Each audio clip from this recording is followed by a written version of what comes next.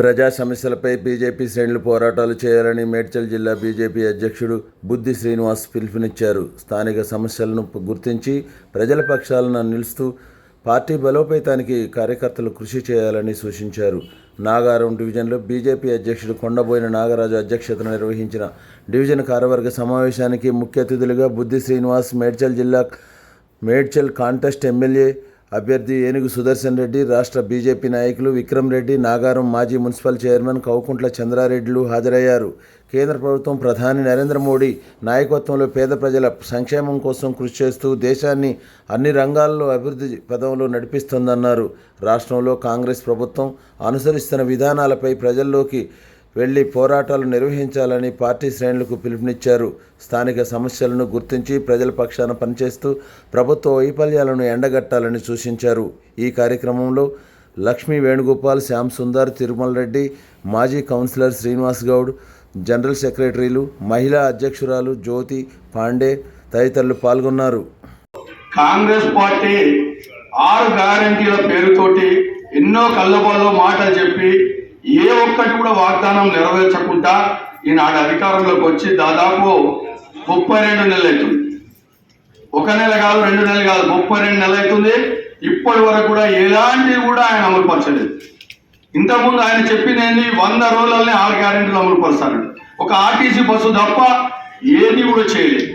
దానికి తోడు RTC bus ఏ విధంగా ఉచితంగా చేసిండో అంత డబుల్ ఛార్జీలు పెంచాడు. అది భార్యతో భర్త పోతాడు, ఎట్లయినా భర్తకి డబ్బులు వస్తుంది, ఆ భార్య కూడా వసూలైపోతున్నాయి. దానికి తోడు ఏంటంటే ఆ ఉసురు అంతా కలుగుతుందంటే ఆ ఉసురు ఆటోలో అందరు కూడా ఆ ఆటోలో ఉసురు అంతా కూడా ఆ రేవంత్ రెడ్డి గారికి, ఆ కాంగ్రెస్ పార్టీకే తగ్గుతుంది. ఆ ఉసురు మట్టి ఖచ్చితంగా మళ్ళీ 25 సంవత్సరాలు కూడా ఆ పార్టీ జాడలేకుండా పోతుంది. మగల సీట్లు లేవు, ఆడవాళ్ళ సీట్లు అట్లా ఆ పరిస్థితి ఆ యొక్క ప్రభుత్వం. అదేవిధంగా బీఆర్ఎస్ పార్టీ కోసం చెప్పాలి. 5 ఏళ్ళు బాగానే చక్కగా చేసిండే పరిపాలన బాగానే ఉంది, సంతోషం, అందరు కూడా బాగున్నారు. కానీ ఇంకా పోయినాయి, అయ్య కోదికి కొడుకు కోదికి ఇద్దరికైతే బాగోయినాయి. సరే అల్లుడిని ఎట్లా అంటాం, అల్లుడు ఇప్పటికి కూడా మాట మనిషే, లెక్క మనిషే, అందరూ కూడా యాడ్ చేస్తారు.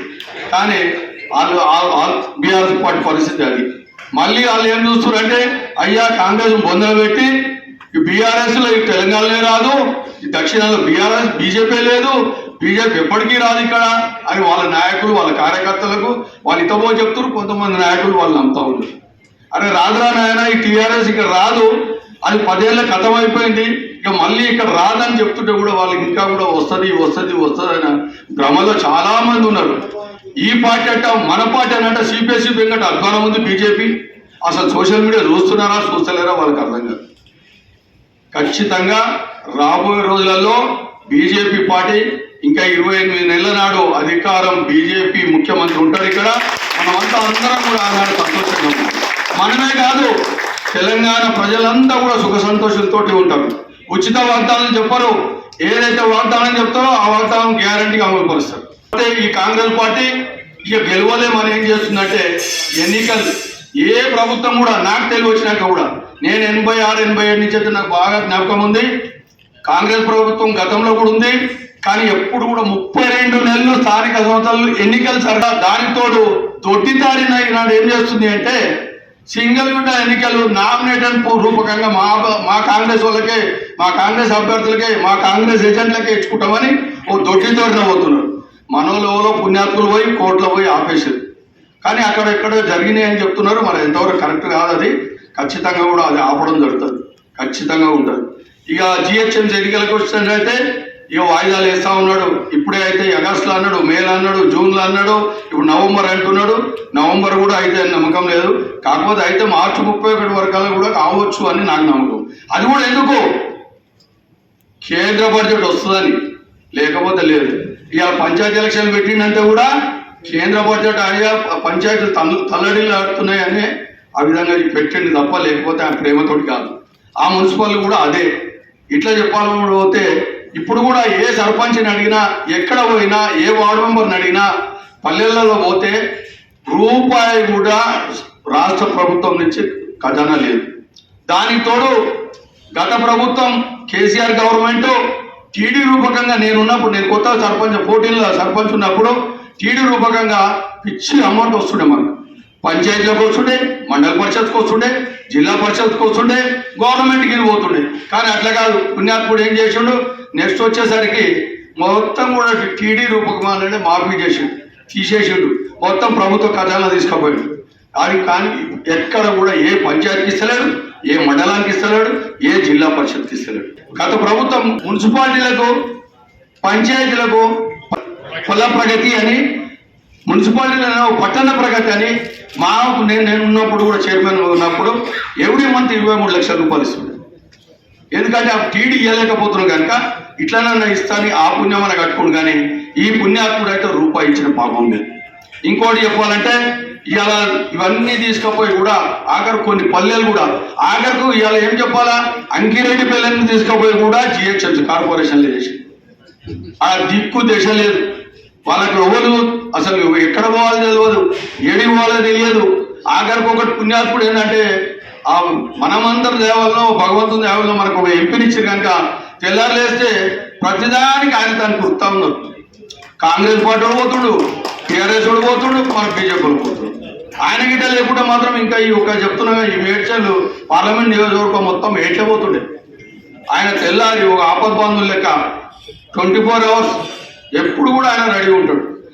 ఢిల్లీ పోతే తప్ప ఎప్పుడు కూడా ఇక్కడనే ఎక్కడనో ఆయన కాన్స్టిట్యున్సీలా, లేకపోతే నల్గొండనా, లేకపోతే వరంగల్లా, లేకపోతే ఖమ్మమా, లేకపోతే హైదరాబాదా, లేకపోతే ఎల్బీనగరా, ఇదే తిరుగుడు ఆయన. కానీ ఆయన వల్ల కూడా ఈ మట్టు కన్నా నడుస్తుందని తెలియజేస్తాం. అదేవిధంగా మన మున్సిపాలిటీలను తీసుకుపోయి మన బడ్జెట్ ఎంత నాకు తెలిసిన, నేనున్నప్పుడు కూడా మున్సిపల్ చైర్మన్గా నాగారంలో 47-50 కోట్లు ఇయర్లీ. ఇప్పుడు 2 సంవత్సరాలు అవుతుంది, ఈ బడ్జెట్ అంతా కూడా తీసుకుపోయి ఓల్డ్ సిటీ పెట్టడం జరుగుతుంది. మనకి ఇచ్చేది ఏంటి, ఓన్లీ పేమెంట్లు ఇస్తున్నారు అంతే.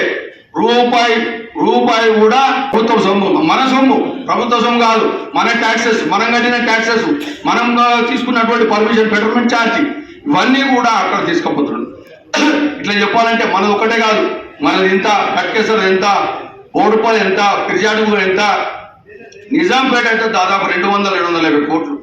ఇట్లా ఎప్పుడు పోతే మొన్న చేర్పించినటువంటి మున్సిపాలిటీలు అన్నింటి కూడా ఇలా కార్పొరేషన్ చేసి ఆగమాగం చేసుకుంటూ ఈ యొక్క ప్రభుత్వం మళ్ళీ ఏదో కళ్ళబొల్లి మాటలు చెప్పుకుంటూ ఇంకా సవాల్ చేస్తూ ఉన్నాడు. మొన్న ఎక్కడ ఖమ్మంలోనా, వరంగల్లోనో ప్రెస్ మీడియా ముంగట చెప్తా ఉన్నా, సోదరులారా వినండి, రాసి పెట్టుకోండి, 182 కాన్స్టిట్యూన్సీలు అవుతున్నాయి, 25-26 పార్లమెంట్లు అవుతున్నాయి. నేను 15-16 రాహుల్ గాంధీని ప్రధానమంత్రిని చేయడమే నా ముఖ్య ఉద్దేశం. నేను మళ్ళీ సీఎం నేనే అయితే నాకు 117 వస్తే రాసి పెట్టుకోరు అన్నాడు. ఎట్లా అర్థమే కదా అని ఆయన మళ్ళీ వస్తే ఇక ఆయనతో చెప్తున్నా కదా, ఈ ఉన్న తిండి కూడా తినలేరు, ఆ విధంగా పరిస్థితి ఉంది. మళ్ళీ వచ్చే ప్రసక్తి లేదు. ఎందుకంటే బీజేపీని అదరగొట్టడానికే ఆయన ఆ మాటలన్నీ మాట్లాడుతుంది కనుక మనమంతా కూడా ఎక్కడ ఆధారపడవలసిన అవసరం లేదు. ఖచ్చితంగా పబ్లిక్లో మన పార్టీ వైపు చాలా మంది వేరే పార్టీ వాళ్ళు కూడా, నేను దమ్మాడలు విన్నా, కాంగ్రెస్ అప్లగాడు గతంలో నేను తెలుగుదేశం నేను చేసినాం అన్న, ఈసారి ఖచ్చితంగా బీజేపీ వచ్చేటట్టుందన్న అని చెప్పాడు. చాలా కానీ మన దాంట్లో కొంతమంది నమ్మకం లేకున్నారు, కానీ ఖచ్చితంగా మనకు బీజేపీ వస్తుంది. ఖచ్చితంగా ఇప్పుడు 30 నెలలు కాదు, 28 నెలలే, 32 నెలలు అయిపోయింది.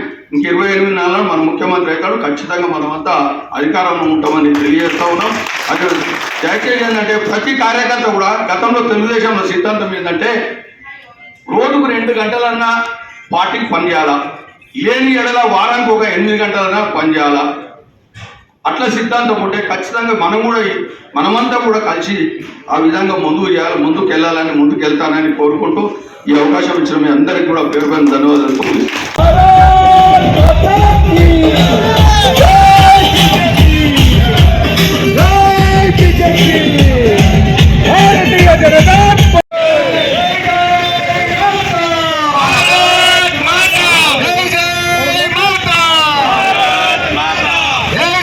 ఇది మా భూమి టైమ్స్ న్యూస్.